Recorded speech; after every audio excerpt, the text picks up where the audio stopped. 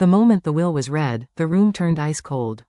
I barely had time to process the grief of losing my grandfather when my mother stood up, placed a firm hand on her husband's arm, and declared in a steady, self-assured voice, "From now on, Richard will be in charge of the company." I blinked. Richard, my stepfather, the man my mother married less than a year ago. The man who had spent the past 6 months making offhand comments about how someone my age couldn't handle real responsibility. I looked around the room. No one else seemed surprised. My aunts, my uncles, even some of the board members present. Silent, as if this had already been decided. But there was one small problem with my mother's confident announcement. I owned the company now. A week before the funeral, I sat beside my grandfather's hospital bed, holding his fragile hand. "Mia, you're the only one I trust," he rasped, his voice barely above a whisper. Tears stung my eyes. My entire life, Grandpa was the only one who ever truly believed in me. My mother, on the other hand, had made it clear that I was a disappointment.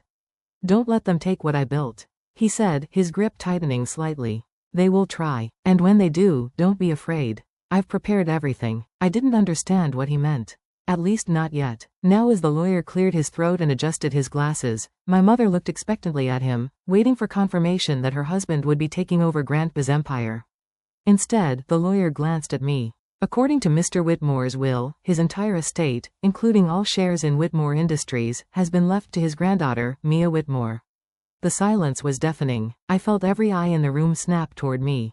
"That must be a mistake," my mother said, her voice clipped. "He meant to leave it to me." The lawyer remained calm. "I assure you there is no mistake. Mia is the sole heir.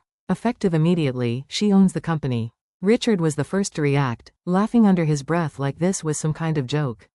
"Sweetheart, you can't be serious," he said, looking at me like I was a child playing dress-up.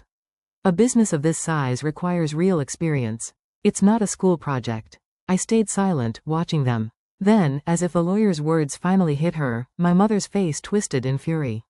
"If that's how it is," she spat, "then leave our house immediately." I stared at her. "Our house?" I couldn't help it. I actually laughed. "You mean Grandpa's house?" I said, shaking my head. "You might want to read that well a little more carefully, Mom, because something tells me there's another surprise waiting for you." The stunned silence in the room stretched unbearably. My mother's face had gone white with fury. Her lips pressed into a thin line as if she were physically holding back a scream.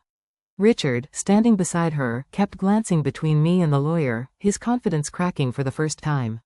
I had expected resistance. I just hadn't expected it this soon. "You're joking," my mother finally hissed, voice low but laced with venom. "Grandpa would never do this. He would never leave you in charge over me." The lawyer calmly adjusted his papers, completely unfazed. Mr. Whitmore made his intentions very clear. Mia is the sole beneficiary of his estate, including his home, all financial assets, and 100% of Whitmore Industries shares.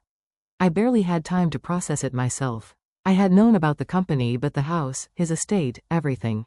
My mother must have realized this at the same time I did because her expression shifted into something dark. "If that's the case," she snapped, voice cold and controlled, "then you are no longer welcome in this house. Pack your things and leave immediately." The room felt even quieter. It was almost comical. Did she really just kick me out of my own home? I exhaled slowly, trying not to laugh again. "Mom, I think you misunderstood something. This house? It's mine now. Grandpa left it to me." Her face twitched, like she was struggling to comprehend the words. "That's absurd. This is our family home. And now I'm the only legal family member who owns it." I shot back. Richard finally stepped in, forcing a condescending smile. "Mia, sweetheart," he said, in that patronizing tone he always used, "you're young. You don't understand the weight of running a company like this. It's more than just an inheritance. It's a responsibility. Your mother and I have years of experience. Let us help you." There it was, their real plan. This wasn't about family. It was about control. They had expected the company to go to my mother. She was supposed to sign it over to Richard and he was supposed to be in charge. But instead, the only person standing between him and Grandpa's empire was me. And he thought he could sweet-talk me into handing it over. I crossed my arms, refusing to look away. "Let me get this straight. The moment you realized you weren't getting the company, Mom tried to kick me out of my own home. And now you're saying you should be the one running everything? You think I'm stupid?" Richard flushed but kept his fake smile. "That's not what I'm saying at all. I just think, no, I think I understand perfectly." I interrupted. "You assumed Grandpa would leave everything to Mom. You two were probably already planning how you'd take over. But the thing is, Grandpa saw right through you. That's why he left it all to me." My mother slammed her hand down on the table, her expression shifting from anger to desperation. "Mia, you don't know what you're doing," she snapped. "This is a billion-dollar industry. It takes more than a lucky inheritance to run something this big." The lawyer cleared his throat. Actually, Mr. Whitmore had already put measures in place to ensure a smooth transition for Mia. My mother whipped her head toward him. "What measures?" The lawyer adjusted his glasses. Mr. Whitmore knew that Mia might need guidance, so he appointed a trusted team of advisors to oversee operations while she transitions into her new role as CEO.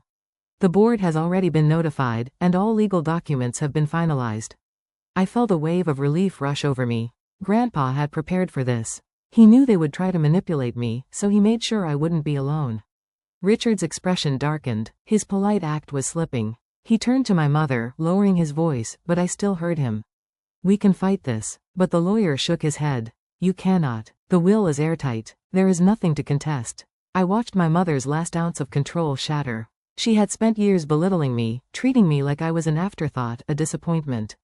She had never imagined a world where she wasn't in charge. And now she had nothing. She looked at me like I had personally betrayed her. Like I had stolen something from her. "You're making a mistake," she said finally. "You think this is a victory? Running a company isn't a game, Mia. You'll fail." I stared at her, letting her words settle in. Then, with a slow, deliberate smile, I leaned forward. "I guess we'll see, won't we?" The tension in the room was suffocating. My mother's glare bore into me, her perfectly manicured fingers curling into fists on the polished oak table. Richard sat stiffly beside her. His jaw clenched as if he were holding back a tirade. I could almost hear their thoughts. This wasn't how things were supposed to go. I had been the inconvenience in their perfect plan. The naive girl they could push aside. The easy target they could manipulate. But Grandpa had seen through them. And that's why he had chosen me. "This doesn't make sense," my mother finally said, voice shaking with anger. "Dad would never do this to me. I was his only daughter. Why would he cut me out of everything?" I turned to the lawyer, wondering the same thing. Grandpa and I had always been close, but even I hadn't expected him to leave her with nothing. The lawyer gave a measured sigh and folded his hands on the table. Mr. Whitmore left a letter explaining his decision. He instructed that I read it in the event of any confusion. He pulled a sealed envelope from his briefcase and carefully opened it. I watched my mother shift uneasily in her seat. "Mia," the lawyer read aloud, "if you're hearing this, it means I'm gone. And by now I'm sure your mother is outraged. She'll call it unfair. She'll claim she was supposed to inherit everything. But the truth is, she lost that right a long time ago." I glanced at my mother. Her lips had pressed together in a hard line. Her face unreadable. "Your mother always thought money meant power. But she never understood that power requires responsibility. When she was younger, I gave her chance after chance to prove herself worthy of running the family business. Instead, she spent decades trying to take shortcuts, choosing luxury over leadership, selfishness over sacrifice." The lawyer continued reading. "She always believed that being my daughter entitled her to my fortune. But entitlement isn't the same as earning something. And as for Richard, if he's in the room right now, I imagine he's trying to hide his true colors. But I know what he is. A leech. A man who saw an opportunity in my daughter's bank account and took it. I won't let my life's work fall into his hands." Richard's face turned beet red. I could see his rage simmering, but he stayed silent. "Mia, you are different." The letter continued. "You never expected anything from me, and that's exactly why I chose you. You worked hard. You learned. You respected the business for what it is. A legacy, not just a cash machine. I watched you grow, and I knew. You were the only one I can trust to continue what I built."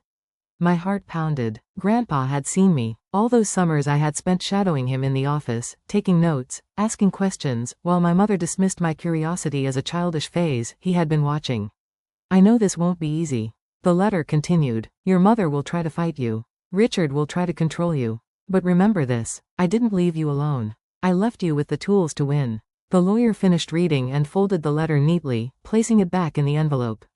Silence stretched between us. My mother was trembling with humiliation and rage. "This is ridiculous," she spat. "He was old. He was sick. He wasn't thinking clearly when he wrote that will." "Actually," the lawyer said, unshaken, "Mr. Whitmore updated his will only 3 months ago.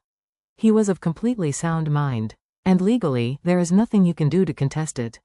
Richard stood abruptly, shoving his chair back.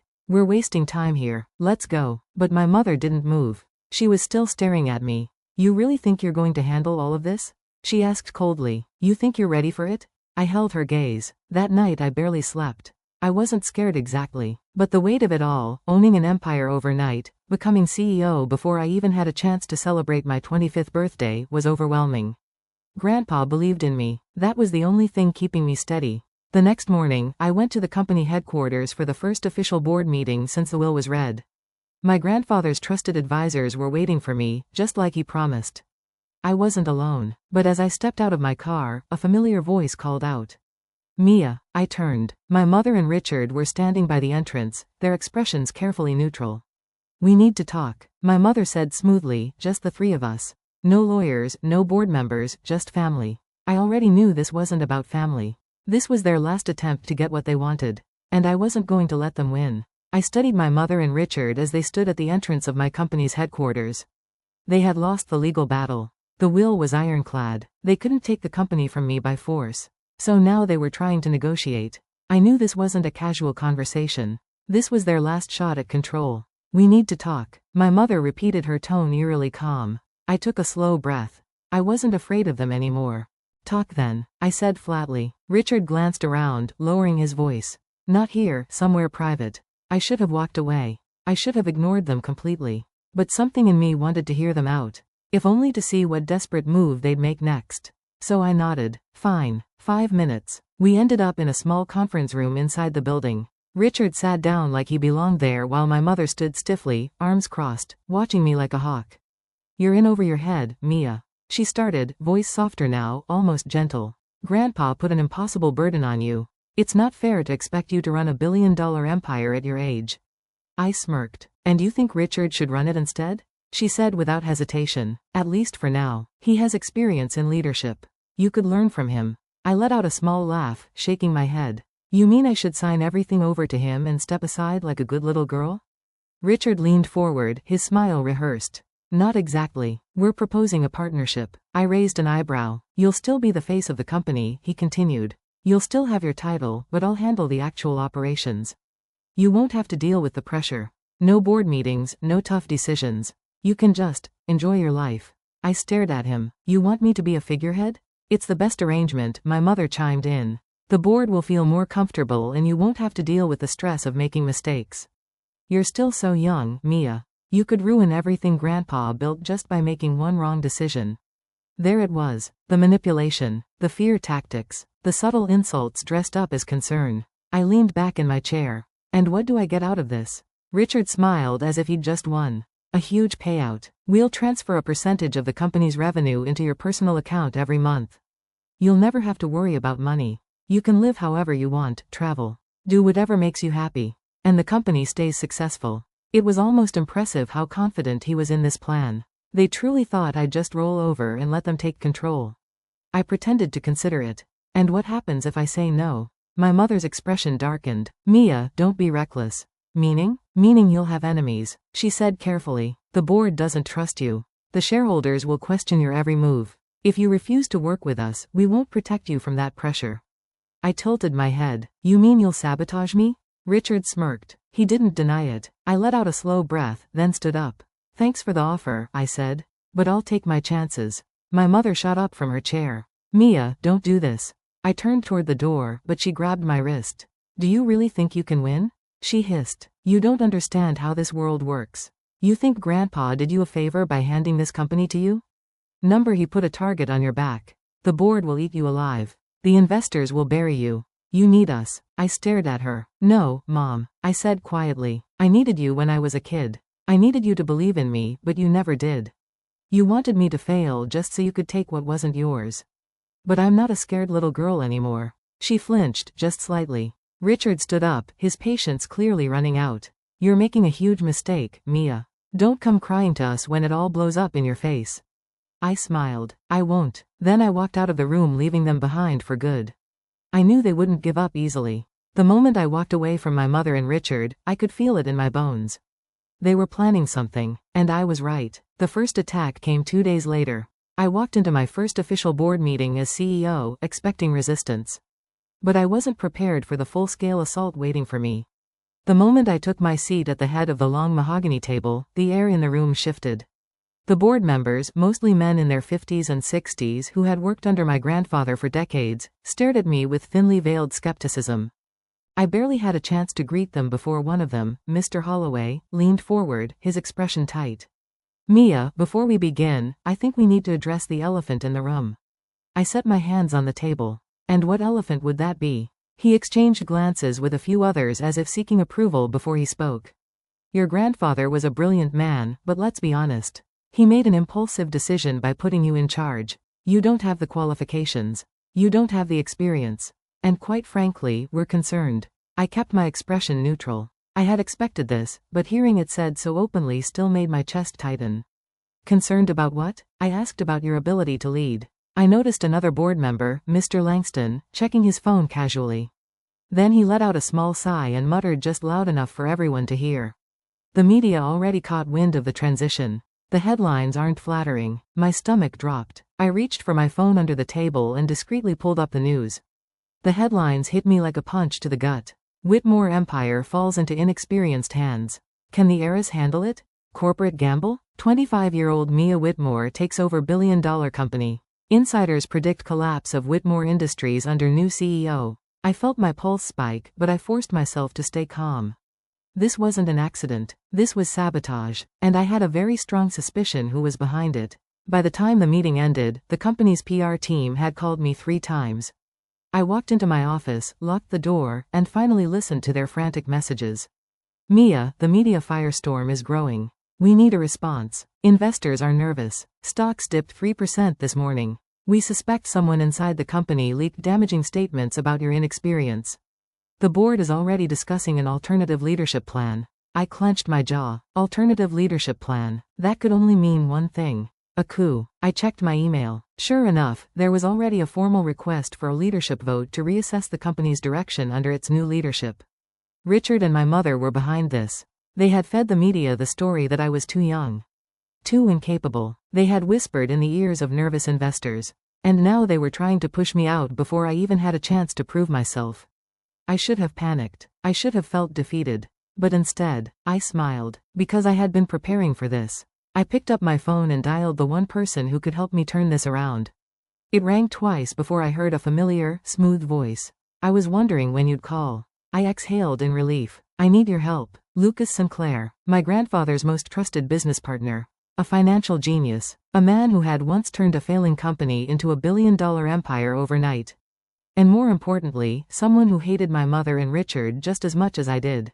"I assume this is about the media circus?" he asked, amusement lacing his tone. "You assume correctly. And the board is already sharpening their knives? They're holding a vote in 2 days. Ah, he hummed. Classic corporate betrayal. Well, then, Mia, it's time we remind them why your grandfather chose you." I met Lucas that night in his private office. A sleek, glass-walled space overlooking the city skyline. He studied me carefully, then smirked. "You're not scared? No. Good. Then let's crush them." Over the next few hours, we built a strategy. 1. The board meeting trap. Lucas would gather key investors who still trusted my grandfather's vision. They would publicly endorse me before the vote. 2. The media takeover. I would sit down for an exclusive interview to counter the negative press. We would highlight my qualifications and reveal my grandfather's own words about why he chose me. 3. Exposing the sabotage. Lucas had connections who could trace exactly who leaked the damaging stories. If Richard or my mother were behind it, we would expose them publicly. By the time we finished, it was nearly midnight. I stood shaking Lucas's hand. "Thank you for this." "Don't thank me yet," he said grinning. "Wait until we see their faces when they realize you're not so easy to get rid of." The next morning, the headlines were different. CEO Mia Whitmore breaks silence. Exclusive interviews set to air tonight. Whitmore Industries stock stabilizes as investors show support. Who's really behind the smear campaign? Sources say corporate backstabbing at play. I sat at my desk, watching the tide begin to turn in my favor. But I knew one thing for certain. This wasn't over yet. Richard and my mother weren't just going to sit back and watch their plan fail. They were going to fight dirty. And I needed to be ready for their next move. The morning of the board vote arrived. I stood outside the massive glass doors of Whitmore Industries, looking up at the towering building that belonged to me. Today would decide everything. Either I would prove that Grandpa had made the right choice, or I would be forced out before I even had the chance to lead. And I knew one thing for sure. Richard and my mother wouldn't play fair. The boardroom was packed. Every seat around the long table was filled with powerful men and women, most of whom had been loyal to my grandfather for decades. At the head of the table sat Mr. Holloway, the same board member who had questioned my leadership just days before. "We'll begin with a vote," he announced. "As many of you know, concerns have been raised about me at Whitmore's ability to lead this company. Several members have proposed an alternative leadership plan, which we will now discuss." The doors opened, and Richard and my mother walked in. I wasn't surprised. They had been planning this moment all along. Richard cleared his throat, acting as if he were already in charge. "Ladies and gentlemen, let's be honest. Running this company requires years of experience, and as much as we all respect Mia," he gave me a fake smile. "We must prioritize what's best for the company." I watched him pace like he was giving a well-rehearsed speech. "I have the experience. I know the company. I have a strong vision for the future. That's why I'm proposing that I take over as CEO while Mia remains involved as a figurehead, the public face of Whitmore Industries." He sat down, smug, as if the deal was already done. I let the silence hang for a moment before I spoke. "It's funny, Richard," I said, keeping my voice calm, "because I remember you saying something very different in your private conversations." His face twitched. "Excuse me?" I turned to Lucas, who was sitting beside me. He placed a folder on the table and slid it toward the board members. "In the past week, Richard and my mother have been working behind the scenes to sabotage my leadership. But they didn't just leak false stories to the press. They also attempted to undermine the company itself." The board members opened the folder. Inside were emails, text messages, and call transcripts, all proving that Richard had been actively contacting competitors, trying to negotiate deals that would weaken Whitmore Industries' market position. Mr. Holloway's face darkened as he read. "What is this?" he demanded. "Proof," Lucas said smoothly. "Proof that Richard has been actively working against the company's interests. He didn't want to save the company. He wanted to use it for his own gain." Richard's face turned red. "This is outrageous. You can't prove." "Oh, but we can," I interrupted, "because we also traced the media leaks. And guess what? The source came from a private email registered under Richard's name." The boardroom erupted in murmurs. My mother stood up sharply, glaring at me. "Mia, enough," she snapped. "You're being ridiculous. You're just trying to make him look bad because you're scared." I smiled. "I don't have to make him look bad, Mom. He did that all on his own." She opened her mouth to argue, but Mr. Holloway slammed his hand on the table. "That's enough," he said coldly. He turned to Richard, his expression full of disgust. "You were actively plotting against this company while pretending to be its savior. That alone disqualifies you from any leadership position." I sat back, watching the panic spread across Richard's face. For the first time, he realized he had lost. "It's time to vote," Mr. Holloway said, his voice sharp. The board members exchanged glances. Then, one by one, they raised their hands in my favor. The final count? Unanimous. I was officially recognized as the rightful CEO of Whitmore Industries. I exhaled, my chest feeling lighter than it had in weeks. It was over. Security escorted Richard out of the building within the hour. My mother followed him, humiliated. "He'll regret this, Mia," she whispered before leaving. I didn't respond because I knew the truth. The only thing I regretted was trusting her for as long as I did. Later that night, Lucas joined me in my office, a satisfied smirk on his face. "You did good, kid," he said. "Your grandfather would be proud." I smiled. "Thanks, Lucas, for everything. Don't mention it." He stood, stretching. "Now go celebrate. You earned it." 1 year after taking over the company, I stood at a podium, addressing a packed audience. When my grandfather chose me to run Whitmore Industries, many people doubted me. They said I was too young, too inexperienced. I glanced down at the business magazine in front of me. Its bold headline reading, "Mia Whitmore, the CEO who proved them all wrong." But what they didn't realize, I continued, was that success isn't about age. It's about preparation, perseverance, and the ability to rise when people expect you to fall. The crowd applauded and I smiled, because I had won and I had built my own legacy.